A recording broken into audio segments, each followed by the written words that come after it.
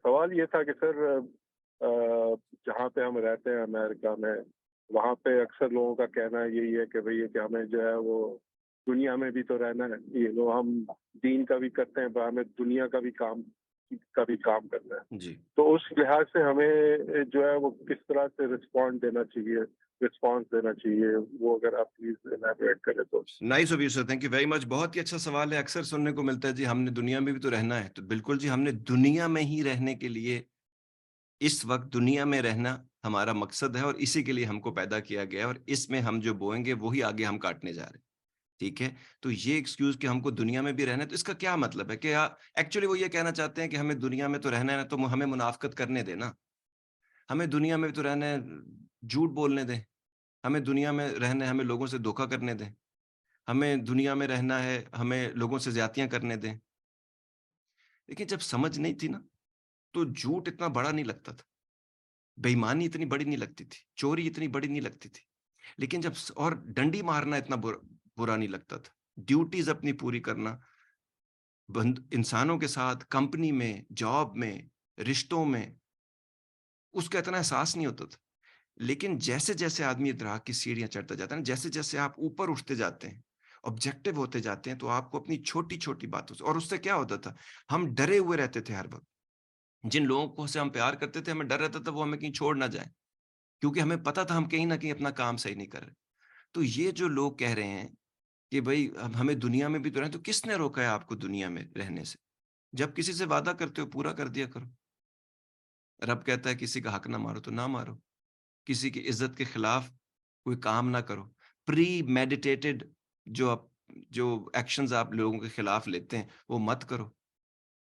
लोगों के बारे में अच्छा गुमान रखने की कोशिश करो। ये नहीं कि उनके लिए सब कुछ दे दो उनको, ये कहीं पे भी नहीं कहा गया। ट्रांसपेरेंसी रखें चीज़ों को।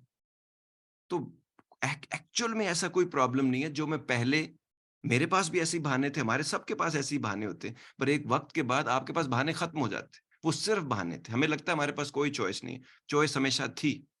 वो करने से क्या हुआ? सीधा काम करने से, सच बोलने से, जो मैं दे सकता हूँ, उतना ही मैं कमिट करूँगा। जो मैं नहीं कर सकता, वो मैं नहीं करूँगा। जो चीज़ मुझे आती नहीं, मैं उस तरह के लोगों के साथ, उनके बिज़नेसेस में, जिस गली मुझे जाना नहीं, उसके रास्तों में, उनके पीछे जाने में, लोगों के पीछे फिरने में और खामख़ा उनसे तारीफ़ व तौसीफ़ लेने में, ये जितने भी मसाइल थे सारे के सारे, उसमें एंड में मुझे वो कोई भी चीज़ नहीं मिली। मैंने सब वो करके देखा पहले जो दुनिया कहती थी, जो सब कर रहे थे। उससे कुछ नहीं हुआ सिवाय तकलीफ़ के, परेशानी की, मायूसी के, दुःख के, बेसुकूनी के। लेकिन जब वो किया जो रब कहता है, और वो क्यों किया मैंने? क्योंकि पढ़ते-पढ़ते एक दिन कुरान मुझे एहसास हुआ कि रब जो कह रहा है वही हो रहा है।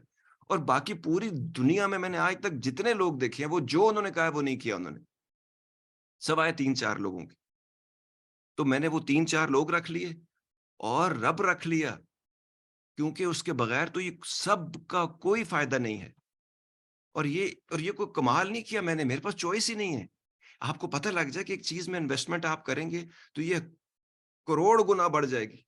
और दूसरी तरफ एक ब्लैक होल है, उसमें आप इन्वेस्टमेंट करेंगे, वो बॉटमलेस पिट है, उसमें आप डालते जाएँगे, ज़ाया होता जाएगा आपका टाइम, आपकी एनर्जी, आपके इमोशंस, आपके लिए सब उसमें ज़ाया हो जाएगा। तो आप कौन-सी चॉइस लेंगे? चॉइस है ही नहीं, एक ही चॉइस है।